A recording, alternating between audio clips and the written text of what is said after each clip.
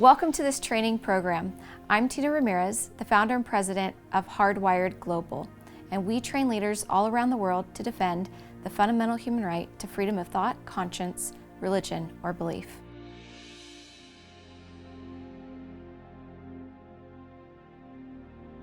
The analogy of the fruit is beginning to help you understand what it's like to be persecuted, even if you haven't experienced it in your own life.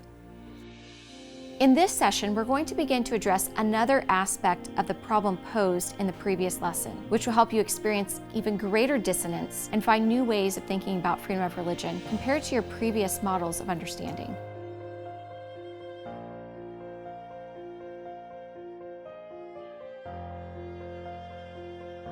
In this lesson, you will be able to identify and define a universal principle of freedom of religion or belief and the benefits of protecting this freedom for everyone in your society.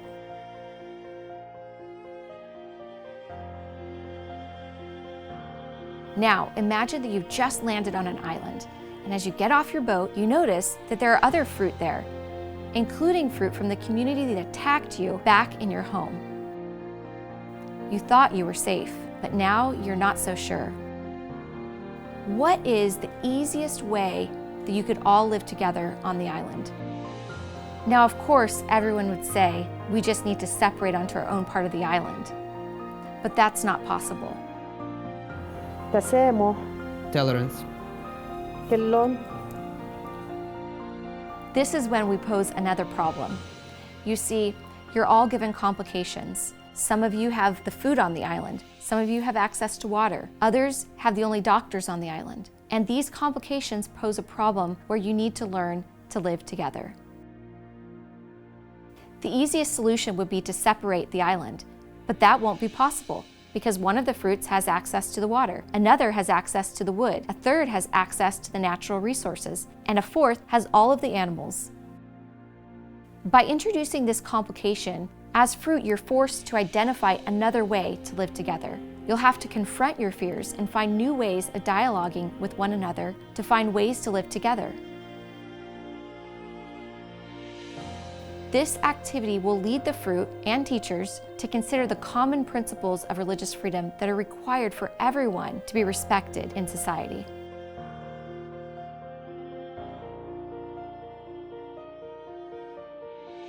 Now, we're going to begin to construct new ideas. So to engage you, I want to ask you, what are you most afraid of? The teacher should send an ambassador from their fruit group around to the other groups to talk about their fears and the perceptions they have of the other fruit. And in this way, we'll begin to discover the fears, the misunderstandings, the bias that people naturally have, and that your students probably have as well. Things like, these people might be like the other fruit back home. We don't trust them. They lie. They say things that we don't like and offend our religion. They shouldn't be here because we were here first. They might force us to follow their beliefs. They might not let us teach our children. They might try to control what we say about our religion if they don't like it. They may force us to do something that goes against our beliefs. They might try to marry our women and not allow our children to follow our religion.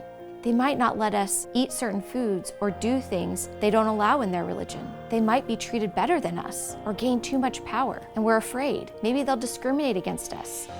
These are natural fears that people all around the world have. As teachers, you'll begin to discuss your fears with the other groups and begin to work through some of the misconceptions that you have of others.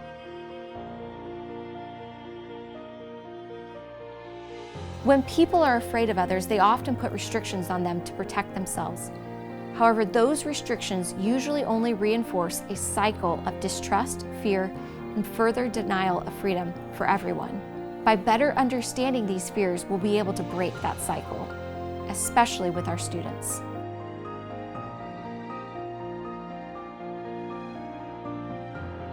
Now we're going to come to the process of criticism and revision regarding the new ideas that we have. To engage your students, we would ask, what do you really want on this new island in order to live your life, and can you convince the others to agree to protect those things?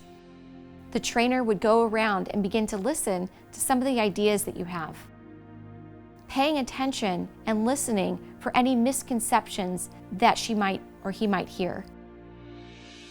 If groups begin to identify something they want that is not compatible with the rights and freedoms of others, the trainer shouldn't say, that's wrong. The trainer can ask the other fruit to discuss this idea with them and share how that idea would restrict their freedom. Ask challenging and probing questions to get more information and to get the students to explain their ideas, to investigate the soundness and the utility of their own ideas and those of others. And ultimately, to reflect on and modify your existing ideas by constructing new models of understanding. The trainer should pay attention to see if the students are comfortable sharing. Maybe the students are uncomfortable sharing their new ideas or even challenging their own bias and misperceptions of others. At times, the trainer may need to move students into different groups to encourage more dialogue with people that will help them think differently and think through their ideas to consider alternative views.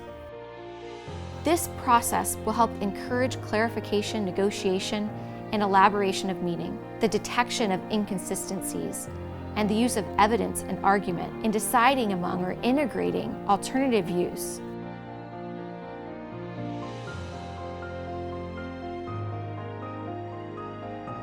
It's important to identify what the new rules your students came up with are. Safety, access to resources, freedom to practice rituals, wear religious clothing, freedom to travel and share beliefs. And as you begin to listen and hear what the students are identifying for their new rules, consider what Article 18 of the Universal Declaration of Human Rights says.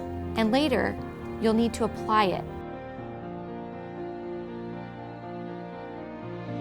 Now ask, do these rules seem fair to everyone? Would you be able to express your beliefs openly with that rule? What kind of rules might restrict your ability to believe what you want or practice your beliefs in public? Which rules seemed most important to everyone? And which rules would be consistent with other freedoms? Now let's look at Article 18 of the Universal Declaration of Human Rights and Article 18 of the International Covenant on Civil and Political Rights and see how these rights compare to the rules that you developed. Article 18 of the UDHR says that everyone has the freedom of thought, conscience, religion, or belief. This right includes the freedom to change one's religion and the freedom either alone or with others, in public or in private, to practice those beliefs in a variety of ways through manifesting them, teaching them, and more.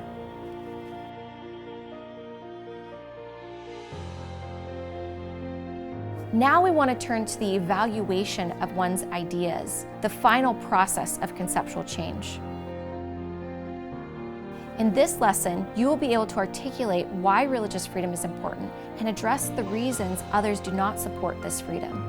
Now that you have identified all the ways to live together by embracing religious freedom, I want to give you another challenge. You can remain on this island, or you can ask the other fruit to help you return to your country and convince their co-religionists to embrace your freedom too. This is where you would learn, or your students would learn, to apply what they've learned by articulating the benefits of religious freedom in their own community. If they can convince them, then everyone is able to return home in freedom.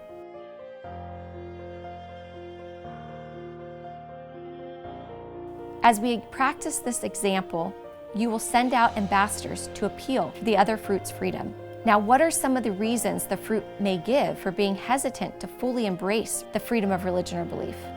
One of the things that I often heard the teachers say is that the parents may not embrace this idea and that they may reinforce intolerant ideas.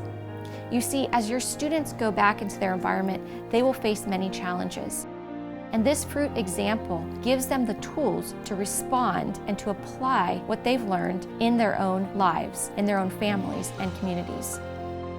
Some of the teachers said, we live in isolated communities and we're already getting along. Now, we'll come back to the fears again later as you learn more ways to articulate the need for religious freedom to others.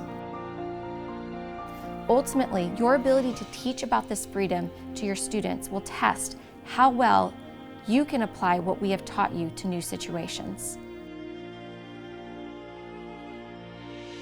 Now, to review what happens when we live by fear. Let's reconsider the tree that we thought of at the very beginning, the tree of intolerance and the tree of freedom. You see, the tree of intolerance led to a negative cycle of violence, but the tree of freedom led to true pluralism in your community.